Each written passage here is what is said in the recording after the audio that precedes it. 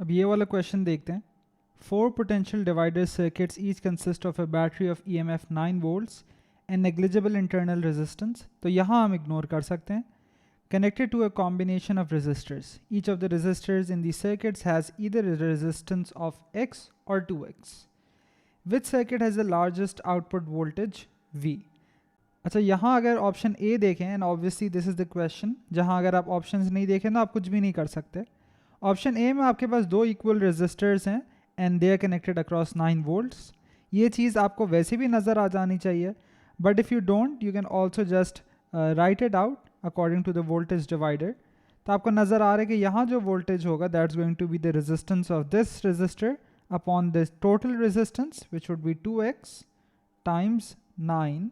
तो यहाँ पे ये वाला जो आपके पास रेजिस्टेंस वोल्टेज आएगा इन this case that is 4.5 volts. सही है। अब बाकियों से कंपेयर करना है। यहाँ पे क्या है 2x। सो 2x का मतलब है you can also again write the voltage divider और you can also just use ratios because this has twice a resistance is this much. इसके अक्रॉस भी twice as much voltage appear हो रहा होगा।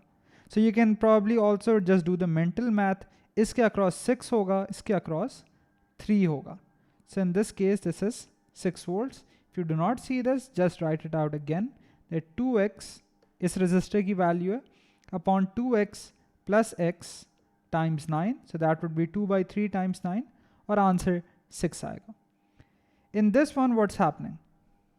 So in this one you have a parallel combination of x and 2x। x और 2x का अगर हम parallel combination बनाएंगे वो क्या हो जाएगा? We can just use product over sum, so it would be 2x square। इसको यहाँ कर लेते हैं थोड़ी सी, let's create some space for ourselves. So इसका जो पैरेलल हो जाएगा ये हो जाएगा 2x स्क्वेयर्ड ओवर प्रोडक्ट हो गया ये, और sum would be 3x। So this cancels out, so you basically have 2/3x। सही है। अब अगर हम इसकी वर्किंग करें यहाँ पे, सो इसका क्या हो जाएगा, ये हो जाएगा 2/3x is the value of this resistor, और series combination क्या हो जाएगा 2/3 plus x which would basically mean 5/3x। ये cancel हो जाएंगे, times 9 करें, so 2/5 times 9, so that's going to be 3.6 volts। if you are smart enough तो ये working करने की ज़रूरत भी नहीं थी। पता है क्यों? क्योंकि हम लोग ऑलरेडी निकाल चुके हैं कि अगर सिर्फ 2x होता तो उसके अक्रॉस तो वोल्टेज 6 वोल्ट्स है। Now if you have 2x combined with something which is smaller with another parallel resistor, so the net resistance will be smaller than the smallest one। तो यहाँ पे जो वोल्टेज आएगा वो तो x से भी, यहाँ पे जो रेजिस्टेंस आएगा वो x से भी कम आएगा, तो वो जो वोल्टेज आएगा वो भी 4.5 से भी कम आएगा एज एक्सपेक्टेड। सही है। This is how resistances in parallel work. तो ये भी आपके पास कम आया, ठीक है। So this is smaller than that। In this case you have the same thing। अब यहाँ पे x and 2x in parallel हैं, लेकिन you are looking at the resistance across the voltage across this। So यहाँ पे आपके पास आया 3.6, तो मतलब बचा जो 5.4 वो यहाँ आएगा। Obviously the largest out of all of them is B। ठीक है।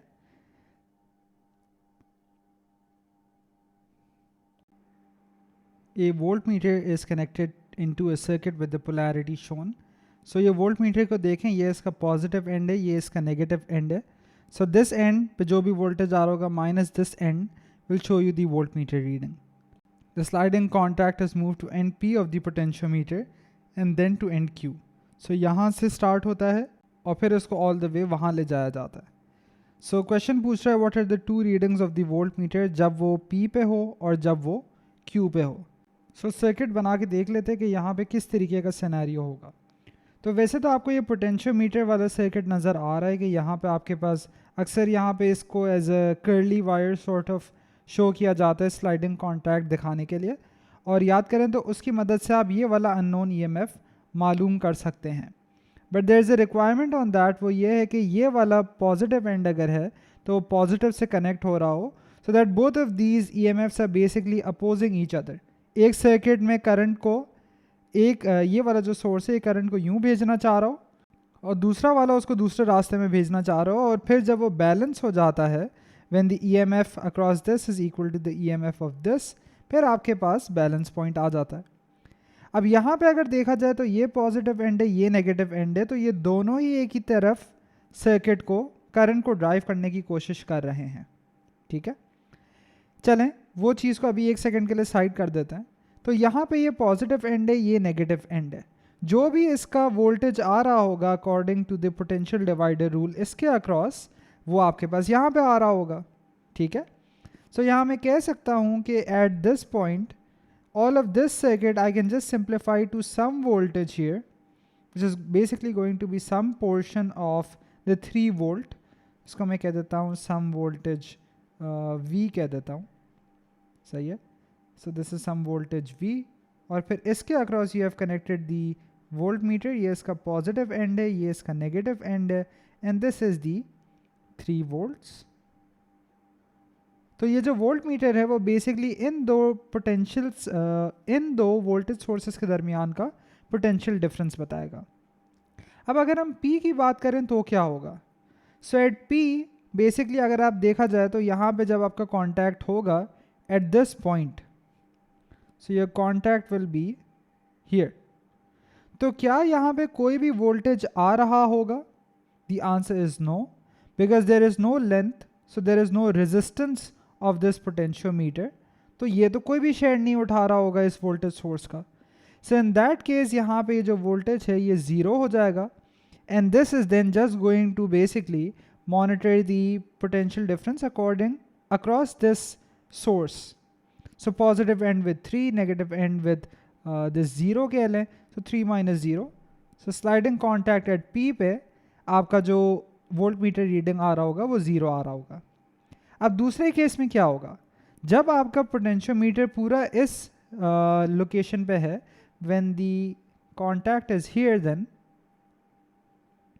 जब आपका कॉन्टैक्ट यहाँ पे है तो ये जो है this is going to conduct throughout this entire resistor कह लें, या throughout this entire potentiometer. So in this case अगर आप इस लेंथ के बारे में सोचें तो ये पूरी लेंथ यूटिलाइज हो रही है। सो EMF सोर्स का पूरा जो वोल्टेज है 3 वोल्ट्स, ये पूरा का पूरा इसके अक्रॉस आ रहा होगा। ठीक है, सो इन दैट केस यहाँ पे व्हेन इट्स एट Q आपको पूरा का पूरा 3 मिल रहा होगा। So the difference between this positive 3 and this जो भी है ये जो नेगेटिव है, so because of how they are connected ये basically EMF sources add up हो रही होंगी ना, positive to negative, positive to negative.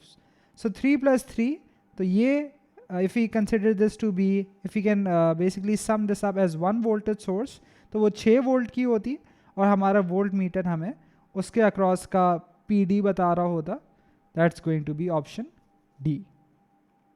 Let's go on to the next question.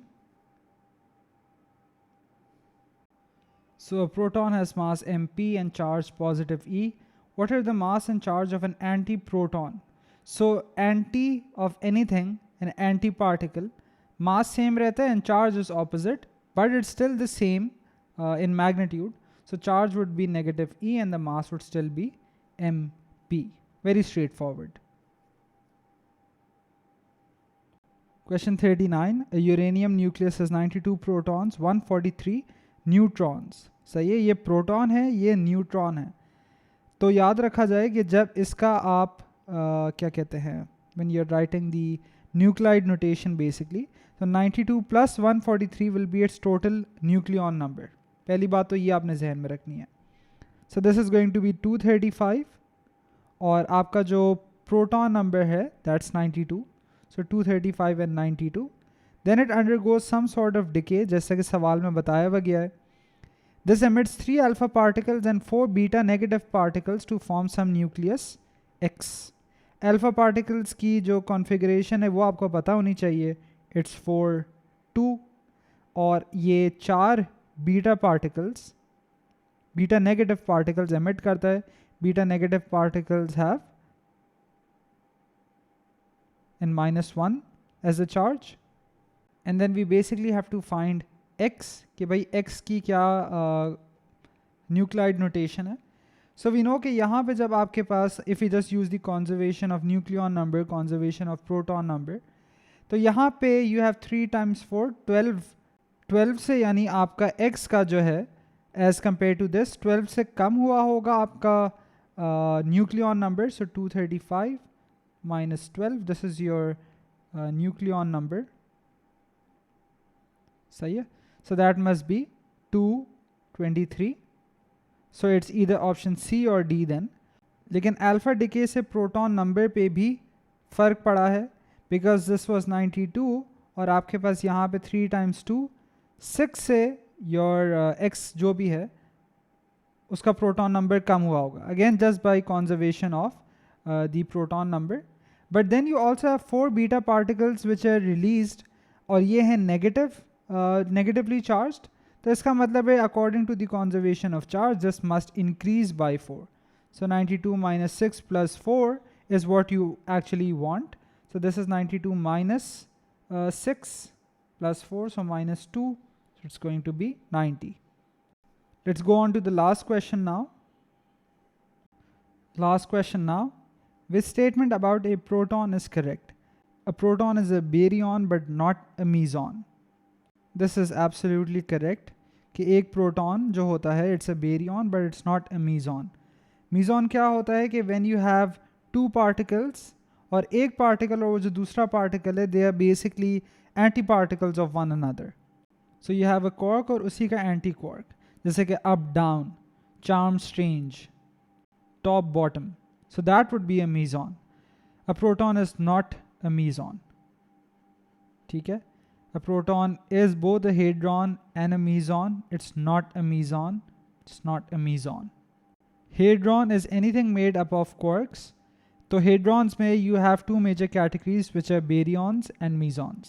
So a proton is a baryon but it's not a meson.